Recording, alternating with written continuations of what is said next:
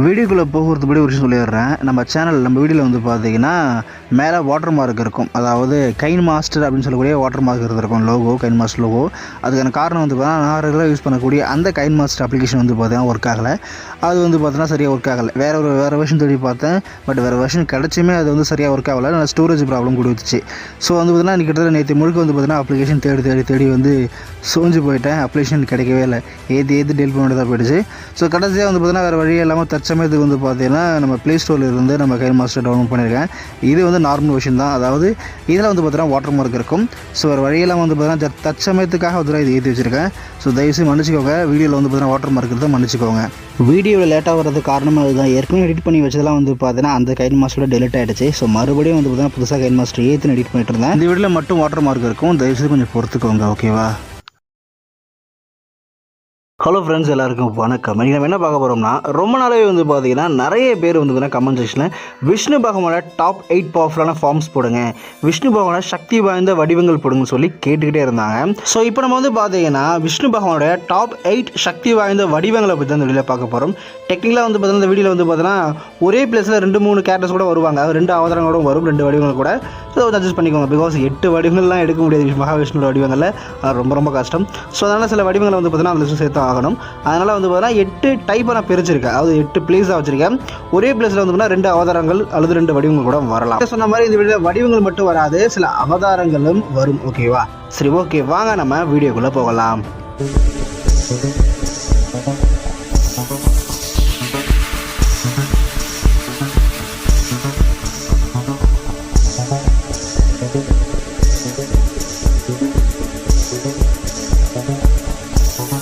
நம்ம 8th place இருக்கிறது வந்து பார்த்தீங்கன்னா நம்ம மச்ச அவதாரம். மச்ச அவதாரம் தான் மகாவிஷ்ணுவுடைய முதல் அவதாரம் அப்படின்னு சொல்லி ஆகணும். டெக்னிக்கலி மகாவிஷ்ணுக்கு உருவம் இல்லை அப்படின்னு சொல்லலாம். பரபிரம்மன்றது தான் மகாவிஷ்ணுன்றது, பரபிரம்மன்றது தான் சிவன்றது, பரபிரம்மன்றது தான் ஆதிசக்தின்றது. ஸோ இதுக்கெல்லாம் உருவம் கிடையாது, அவங்க ஒரு ஃபார்மில் இருப்பாங்க. ஸோ அப்படி அவங்க பூமியில் வந்து பார்த்தீங்கன்னா மனுஷங்களை காப்பாற்றுறதுக்காக ஒரு அவதாரம் எடுக்கிறாங்க. அந்த அவதாரம் தான் வந்து மச்ச அவதாரம். இந்த அவதாரம் வந்து பார்த்தீங்கன்னா கம்ப்ளீட்டாக எப்படின்னா, அந்த டைமில் வந்து பார்த்தீங்கன்னா பூமிக்கு ஒரு பிரளயம் ஏற்பட போகுது. அதாவது மிகப்பெரிய பார்த்தீங்கன்னா ஒரு சுனாமி வரப்போகுது, ஒரு மிகப்பெரிய பிரளயம் ஏற்பட போகுது. ஸோ அப்போ இருக்க மக்களை காப்பாற்றுன்றதுக்காக மனு அப்படின்ற நபர்கிட்ட வந்து பார்த்தீங்கன்னா விஷ்ணு பகவான் ஃபஸ்ட்டு ஒரு மீனாக கிடைப்பார். அதாவது மச்ச அவதாரம் எடுப்பார். மீனாக கிடைச்சி ஒரு சாதாரண மீன் தான் சொல்லிட்டு ஒரு நார்மலான வந்து ஒரு மீன் தொட்டில் போட்டுருவார். பட் அதுக்கப்புறம் மீன் தண்ணி பத்தாமல் வளர்ந்துடும். அதனால் அது வளர்ந்து சொல்லிட்டு பெரிய தொட்டில் போடுவார். அதுக்கப்புறமா வளர்ந்துடும். இதை விட பெருசாக பார்த்தா ஒரு ஏரியில் போடுவோம் சொல்லி ஏரியில் போடுவார். அதை விட பெருசாக வளர்ந்துடும். அதுக்கப்புறம் கடலில் போடுவார். கடல்லே வந்து பார்த்தீங்கன்னா ரொம்ப பெருசான சைஸில் வந்துடும். அவருக்கு புரிஞ்சிடும் இது வந்து சாதாரண ஆள் கிடையாது. அதுக்கப்புறம் தான் தெரியும் விஷ்ணு பகவான் பேசுவார். ஸோ இது மாதிரி நான் வந்து நாராயணன் சொல்லிட்டு மகாவிஷ்ணு சொல்லிட்டு அப்போ அவருக்கு புரிஞ்சிடும். உடனே வணங்க ஆரம்பிச்சிருவான். ஸோ இப்போ விஷ்ணு பகவான் சொல்லுவார், இது மாதிரி வந்து பூமியில் நிறைய மக்களுக்கு ஆபத்து வரப்போகுது. ஸோ அதனால் வந்து பார்த்தீங்கன்னா பிரளயம் ஏற்பட போகுது. அதனால் வந்து எல்லாருமே ஒரு மிகப்பெரிய படகு ஒன்று கிரியேட் பண்ணுங்கள். படகுல கிரியேட் பண்ணி எல்லா உயிர்களையுமே அந்த படகுல வர வைங்க. நான் வந்து உங்களை காப்பாற்றி கூட்டிகிட்டு போகிறேன் அப்படின்ற மாதிரி விஷ்ணு பகவான் சொல்லுவார். ஸோ அதே மாதிரி ஒரு படகு கிரியேட் ஆகும். மிகப்பெரிய படகு.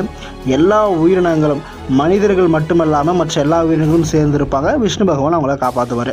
இது வந்து இப்போ ஒரு பெரிய ஸ்டோரியாக இருக்கும். நான் பேசிக்காக அவங்கள்ட்ட ஷார்ட்டாக சொல்லிட்டேன்.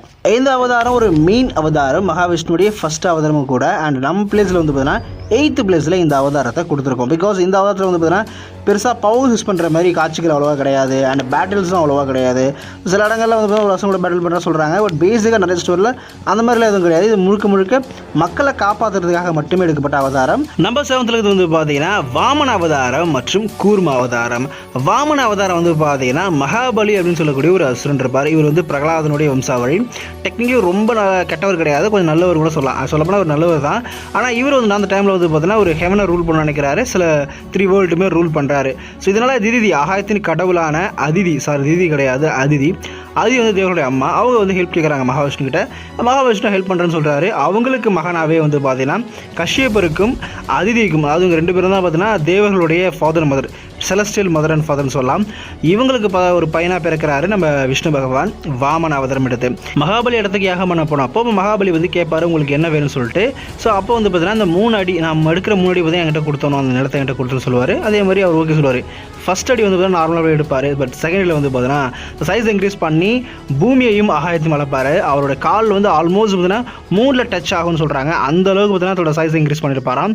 அந்தளவுக்கு பவர்ஃபுல்லாக காமிச்சிருப்பாங்க. அதுக்கப்புறம் தேர்ட் அடியை வந்து பார்த்தீங்கன்னா, மூணாவது அடியை வந்து பார்த்தீங்கன்னா அவரோட தலையில், அந்த மகாபலி தலையில் வச்சு அவரை முழுமையான ஒரு பக்தனாக ஏற்றுப்பார். ஸோ இதுவும் ரொம்ப முக்கியமான, ரொம்பவே பவர்ஃபுல்லான ஒரு அவதாரமாக கருதப்படுது. நெக்ஸ்ட் ஏற்கனவே சொன்ன மாதிரி கூர்ம அவதாரம்.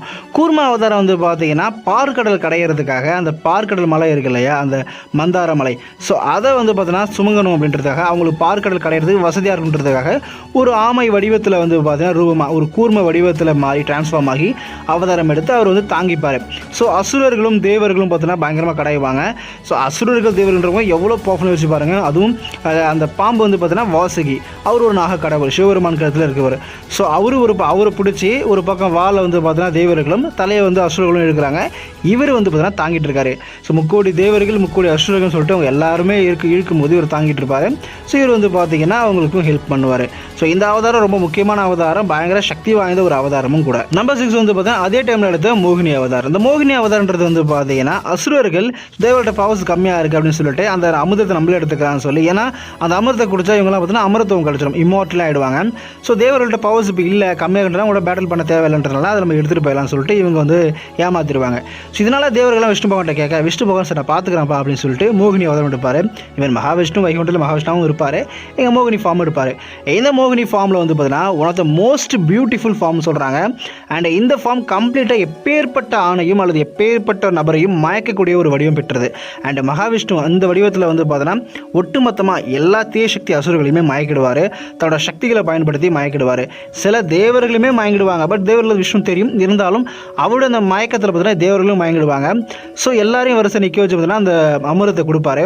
தனக்கு அமிர்தம் கிடைக்கல, தன் தட்டில் அமிர்தம் கிடைக்கலன்றதை கூட ரியலைஸ் பண்ணாமல் அதை கவனிக்காமல் அசுரர்கள் மோகினியோட அழகிலே மயங்கியிருப்பாங்க. மோகினி கம்ப்ளீட்டாக தன்னோட அழகில் வந்து பார்த்தா தன்னோட சக்தியால், தன்னோட மாய சக்தியால் எல்லா அசுரர்களையுமே மயக்கி வச்சிருப்பாங்க. அதையும் மீறி வந்து பார்த்தீங்கன்னா ராகு என்றவன் தேவர்கள் கூட்டத்தில் சேர்ந்து அந்த அமிர்தத்தை குடிச்சிருவான். அதுக்கப்புறம் மோகினி வந்து பார்த்தீங்கன்னா அவங்க தலையை விட்டுடுவாங்க, பட் அவன் சாக மாட்டான். ஸோ இந்த அவதாரத்தில் வந்து பார்த்தீங்கன்னா பயங்கர பவர்ஃபுல்லாக பயங்கர சக்தி வாய்ந்த அசுரர்களையும் மயக்கம் இருக்காங்க. ஆக்சுவலி வந்து பார்த்தீங்கன்னா அந்த அசுரர்கள்லாம் எப்பேற்பட்ட அழகே பார்த்துருப்பாங்க, அவங்க எல்லாம் பயங்கர மாயக்கெல்லாம் அப்பாற்பட்டு தான் இருந்திருப்பாங்க. பட் அவங்களையே பார்த்தீங்கன்னா மயக்கிறாங்க அப்படின்னா, ஒட்டுமொத்த எல்லா தீய சக்திகளையும் எல்லா அசுரங்களையும் மயக்கிருக்காங்க அப்படின்னா, அப்போ இந்த மோகினியோட பவர் லெவல் எங்கே இருக்குன்னு வச்சு பாருங்கள். அண்ட் இந்த மோகினி தான் பார்த்தீங்கன்னா ஐயப்பனுடைய அம்மாவாகவும் இருக்குன்றதுனால இந்த வடிவத்தை வந்து பார்த்தீங்கன்னா ரொம்ப முக்கியமான வடிவன்றதுனால இதை நான் 6th பிளேஸில் கொடுத்துருக்கேன். நம்பர் 5 வந்து பார்த்தீங்கன்னா ராமா அண்டு கிருஷ்ணா.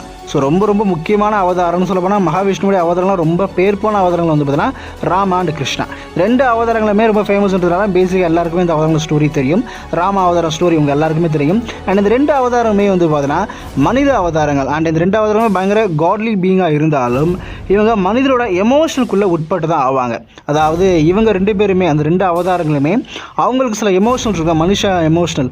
அந்த எமோஷனுக்குள்ளே இப்போ உதாரணத்துக்கு சீதைக்காக வந்து பார்த்தீங்கன்னா ராமர் எழுதுதாக இருக்கட்டும், அண்ட் நம்ம கிருஷ்ணரும் அழுதுருக்காரு. கிருஷ்ணருமே பார்த்தீங்கன்னா காந்தாரில் சபிக்கப்பட்டிருக்காரு.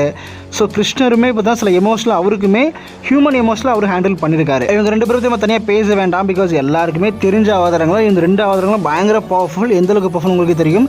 ராமர் எந்தளவுக்கு பவர்ஃபுல். ராமர் வந்து பார்த்தீங்கன்னா அவருடைய அஸ்திரத்தால் வந்து பார்த்தீங்கன்னா எப்பேற்பட்டவனையும் கொல்ல முடியும். அந்த அஸ்திரத்தை அந்த வில்ல உடைக்கக்கூடிய சக்தி கூட யாருக்கும் கிடையாது, ஈவன் வாலியாக இருந்தாலும் கூட. ராமருடைய இந்த நேம், அவருடைய இந்த பேரே வந்து பார்த்தீங்கன்னா அந்த பேரை ஒருத்தன் சொன்னாலே அவனுக்கு பவர் கிடையாது. சொல்ல போனால் ஹனுமன் வந்து பார்த்தீங்கன்னா ராமரோட நேம் சொன்னாலே அவர் எந்த ஒரு பொருளும் அட்டாக் பண்ணாது. அவர் பவரை யூஸ் பண்ணலாம் கூட, ஜஸ்ட் ராமர் நேம் சொன்னாலே போதும் அந்த ஆயுதங்கள் எல்லாமே பார்த்தீங்கன்னா அந்த கம்ப்ளீட் டிஸ்ட்ராய் ஆகிடும். அப்படி இல்லைன்னா ஹனுமனை அட்டாக் பண்ணாது. அதேமாதிரி கிருஷ்ணர் பற்றி சொல்ல தேவையில்லை, கம்ப்ளீட்டாக ஒரு சுப்ரீம் பர்சனாலிட்டியோட காட்லி பீங்காக இருப்பார். பட் இருந்தாலும் ஹியூமன் எமோஷனலாக அவர் ஹேண்டில் பண்ணி தான் ஆகணும், ஏன்னா பிகாஸ் மனிதாவரமாக இருப்பார்.